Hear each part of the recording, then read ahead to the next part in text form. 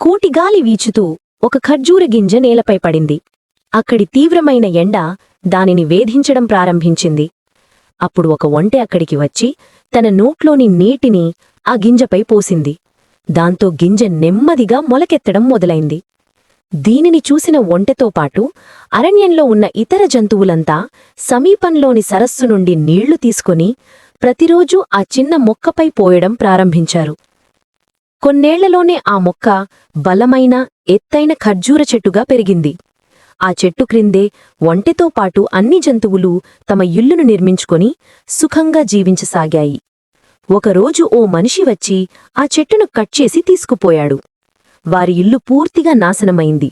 అయితే మరుసటి రోజుకే ఆ కట్ చేసిన చెట్టు పక్కనే కొత్తగా ఒక చిన్న ఖర్జూర మొక్క మొలిచింది. కాని ఆ దృశ్యం చూసి ఒంటె మాత్రం కన్నీళ్లు పెట్టుకుంది. నా ఛానల్కి ఎవ్వరూ సబ్స్క్రైబ్ చేయడం లేదు అని అది బాధపడింది.